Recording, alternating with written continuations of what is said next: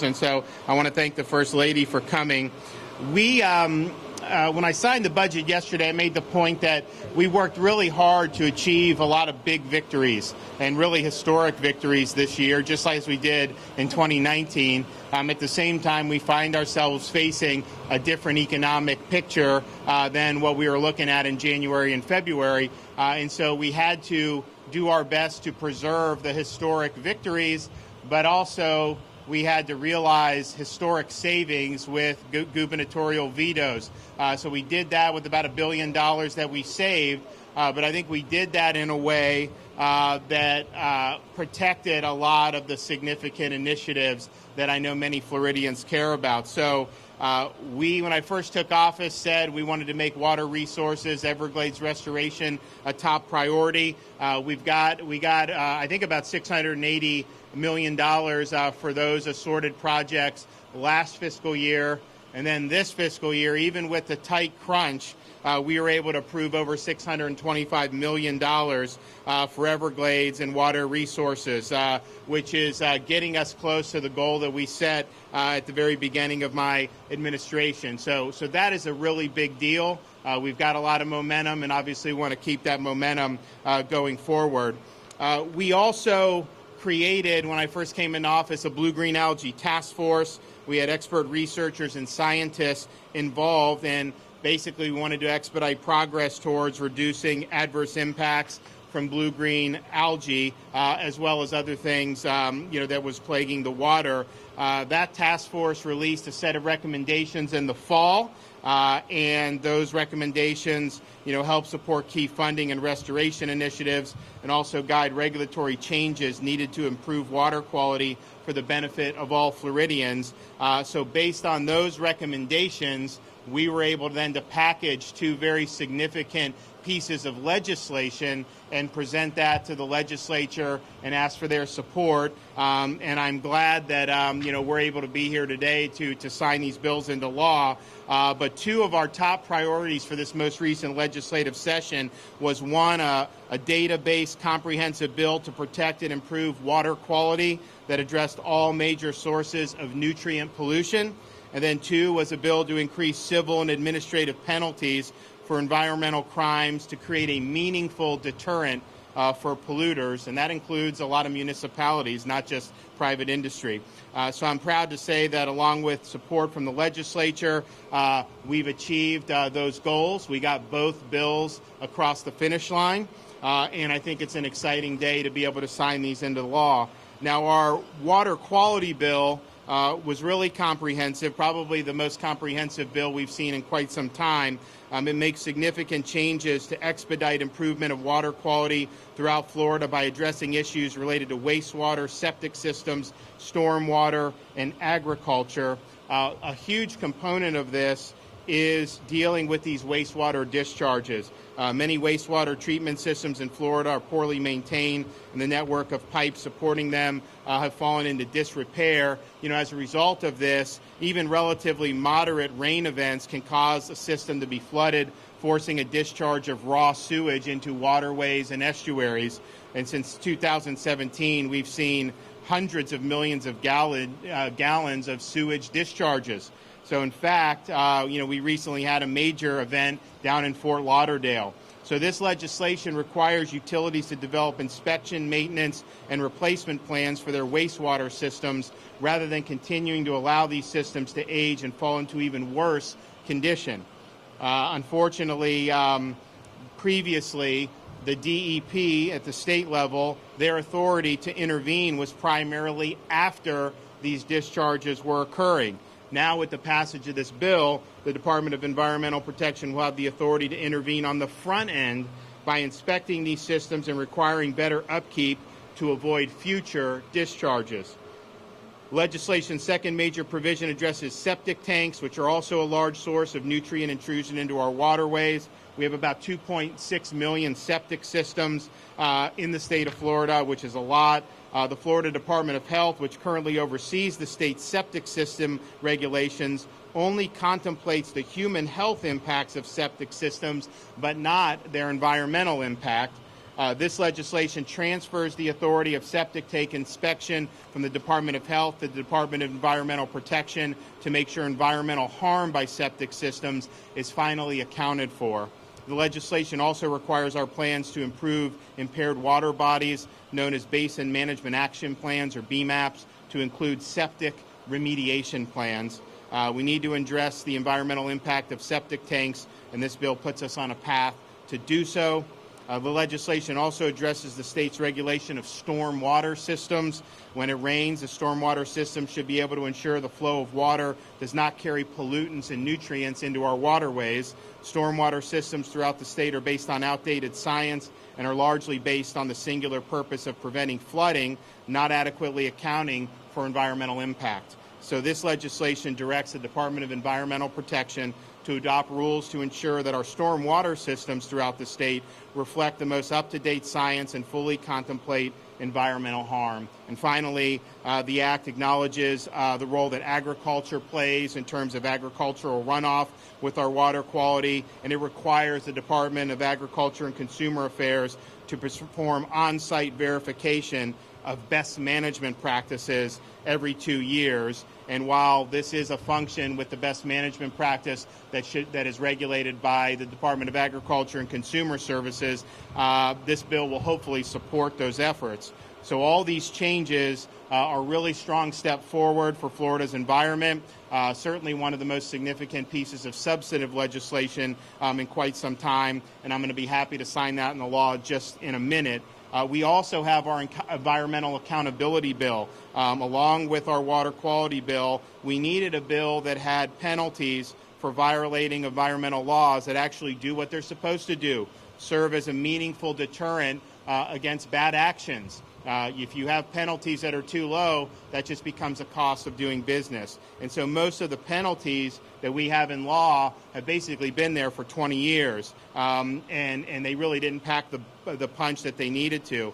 So this bill not only increases civil and administrative penalties by 100% for sanitary sewer overflows and 50% across the board for all other environmental crimes, it also authorizes the Department of Environmental Protection to assess daily penalties until a violation is addressed. This strengthened enforcement will hold polluters more accountable and further protect Florida's treasured natural resources. I want to thank the legislators who were involved. I think we have some here, Senator Gruters, Representative Payne. We also had Debbie Mayfield, Randy Fine, very important work to help get these bills across the line. So it's important to get the funding like we did last year and this year, but you also want to have good policy guiding that so that the dollars actually make a positive impact. And so today we're going to bring up our DEP Secretary, Noah Valenstein, and then we're going to bring up Eric Eichenberg from Everglades Foundation, and then I'll sign the bills into law. So Noah? Thank you, Governor. My name's Noah Valenstein. I have the privilege of being Secretary for the Florida Department of Environmental Protection. And when the governor got started, I think everyone was just trying to keep up with him. We were amazed during the first session to have already had a sweeping executive order, really putting water quality front and center as an issue for the state.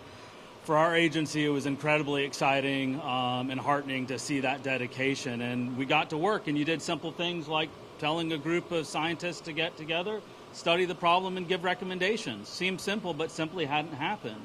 And so now, 2 years in, we have a full-fledged environmental movement going on here in Florida that I think the nation is paying attention to. You heard the governor talk about the first piece of legislation, which for me, having been in public service and working on the environment for almost 30 years, is certainly the most comprehensive legislation I've seen. And it started with that idea. Ask scientists what we should do, discuss it with the agency, and get all the stakeholders together. Work with agriculture, work with utilities, work with urban sources, work with homeowners with septic tanks. Don't point a finger, but ask people to come together and to do more now for Florida's environment. Again, a simple concept, but it simply had not been tried, and it certainly worked out well. I think the thing that is really getting us most notice throughout the nation right now is the governor didn't talk about one bill, right? The governor talked about a second bill also, and that's something you're used to now seeing, is you hear something that the governor is doing for the environment that on its own is a monumental move forward to protect water quality, but yet there's more. And so for an agency to have across the board our penalties increased by 50%, which simply had not kept up with an increasing economy and cost of living after years and years of being the same, is really going to help as a deterrent, again, as the governor mentioned, for sanitary sewer overflows, which we've just seen too many here in Florida. They actually went up 100%. And so I thank the legislature for their support, thank the governor for really kicking off a massive environmental movement here in Florida. You cannot even stop at these two pieces of legislation when you're talking about the record funding for the environment, our first aquatic preserve in over 3 decades, land acquisition with one of the busiest cabinet meetings in years for land acquisition. And for that, I thank the governor. Great.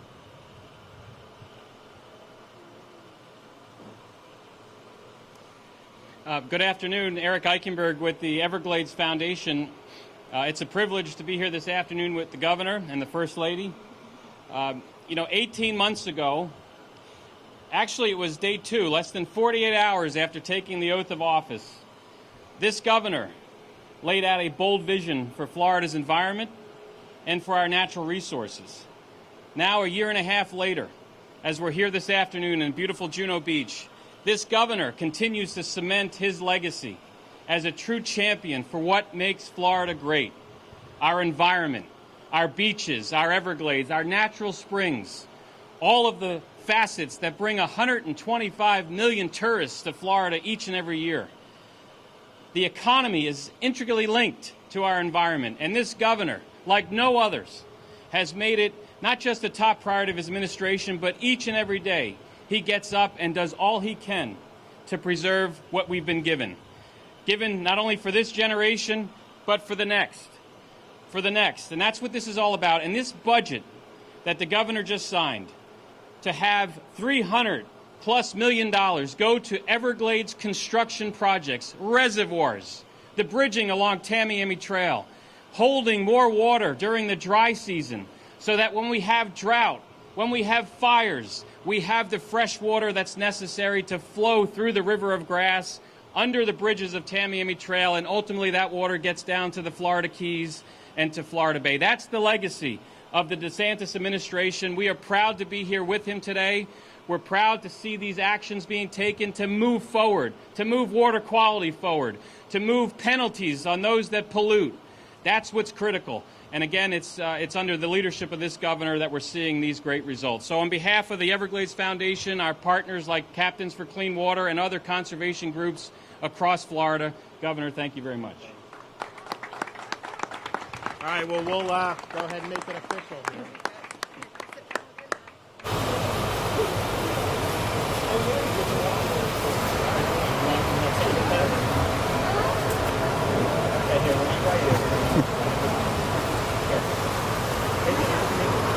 You want to hand these out to the legislature?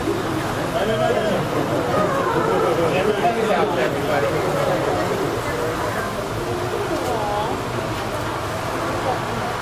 Tell you what, it's cooking here. All right, so this is the environmental fines. Got that done.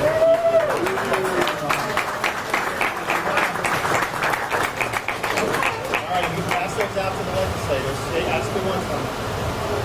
All right, now here's water quality. Thank you so much.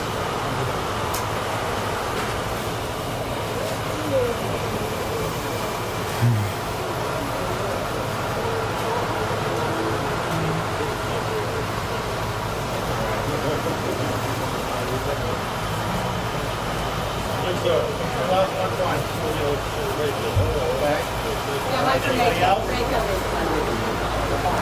Fine. All right, water quality, there you go.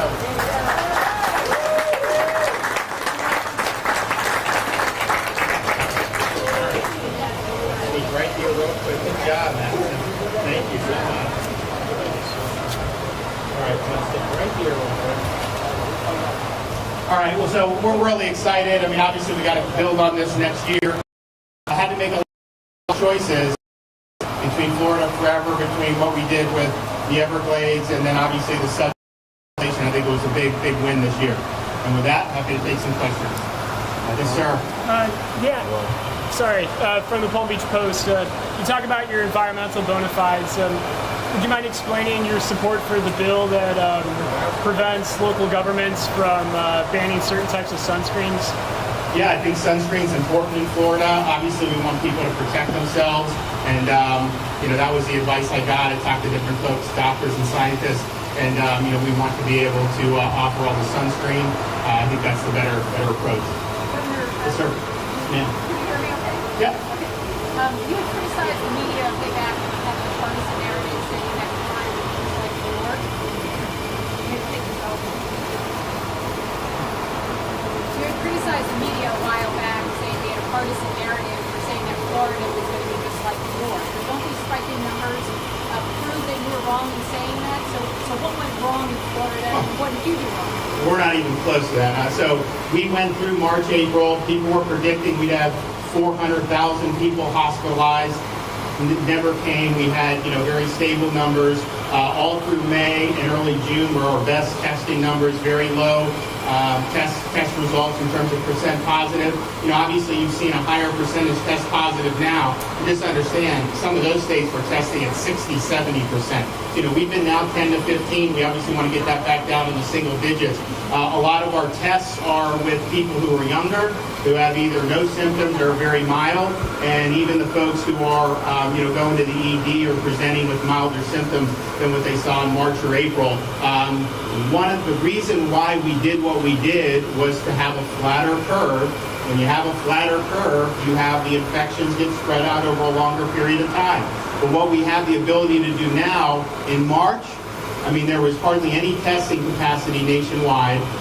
We have robust testing. Everyone that goes into a hospital now, if you go in for a procedure, you get tested. Someone's going to give birth, they get tested. Anyone that needs has the ability to get tested. So that's a really, really significant thing. That infrastructure has been built in. Hospitals have a lot of capacity, which is very, very significant. We also have, with the long-term care facilities, now have COVID dedicated nursing facilities. So if you have someone that tests positive, you have a safe place to transfer them if they don't need hospitalization.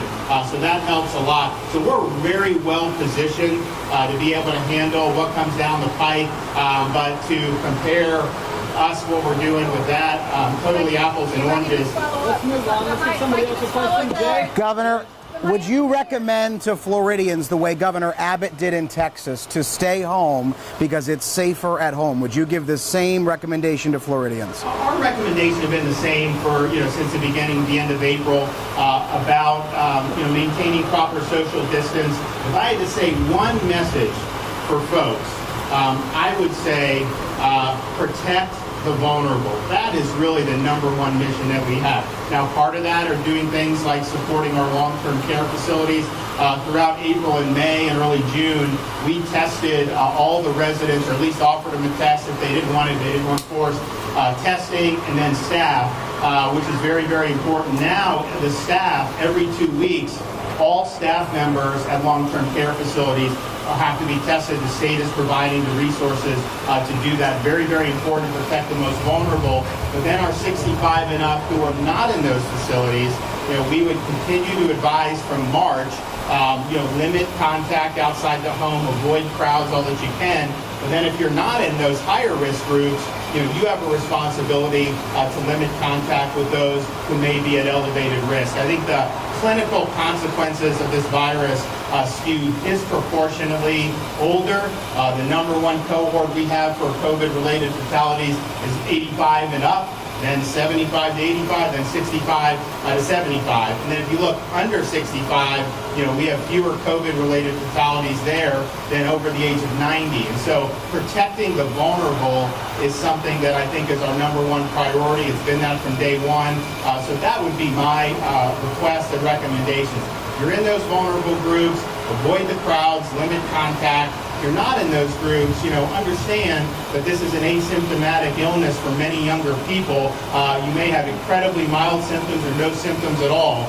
And you have a responsibility, not to come into close contact with folks who could be more vulnerable. And if we first protect the vulnerable, we're going to be able to get through this patch adequately. I know, if you look at the median age, used to be in the 50s for people that test positive. Now it's been in the 30s. It's ranged between, I think, 33 and 37 over the last 2 weeks, very consistently. The number one cohort by far who have tested positive is that 25 to 34 age group.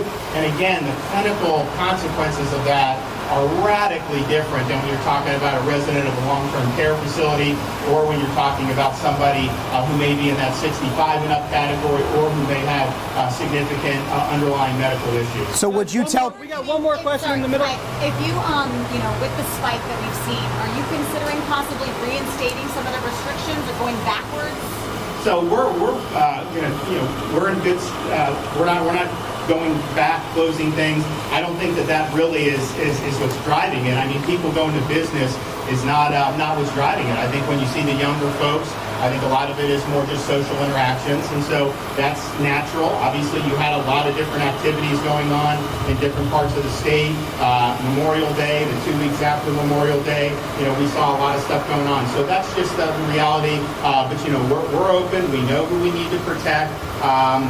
Most of the folks in those younger demographics, although we want them to be mindful of what's going on, are just simply much less at risk than the folks who are in those older age groups. So protecting the vulnerable, really is significant. And you look, long-term care facilities, we've done a lot in terms of testing, limiting access, providing PPE. Now we're doing the routine testing. But that's something, every county should be in touch with their long-term care facilities, should be working with them. Some counties have done a much better job than others in terms of how you do that. I mean, you look at some counties, like in Orange County, they've had very few cases relative to their population, and consequently, they have one of the lower fatality rates, in the state.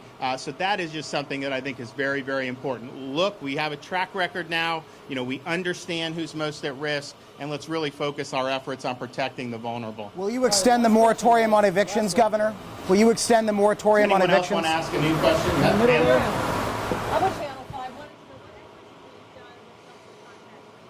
So there's a lot being done. I just approved, I think, about $135 million of CARES Act funding for the Florida Department of Health to help augment additional, support in terms of epidemiologist support.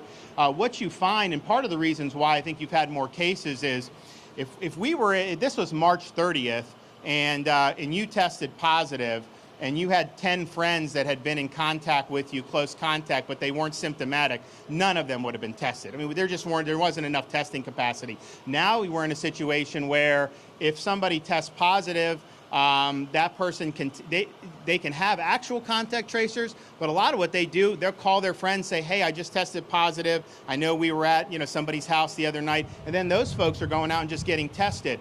So you're having the testing really focus in some respects on the people who have been exposed, and I think that's part of what you're seeing. So there's 138 million for more epidemiological support. Obviously, the counties also got huge amounts of money for the CARES Act, and I know that places like Miami-Dade are doing a lot, to augment that. But I think the picture, we kind of know, obviously the home is the number one place because you're just in close, sustained contact with people. So our message for those who are in multi-generational housing, if you have somebody that's more elderly in those multi-generational housing, that is somebody that if a younger person is infected, that would be vulnerable in those situations. And then obviously I think we've seen different types of social situations with some of the younger folks, has driven some outbreaks. But it can be effective, and I think you've seen it in some of the agriculture outbreaks. I think you've seen it with some of the younger people with their outbreaks, and some of the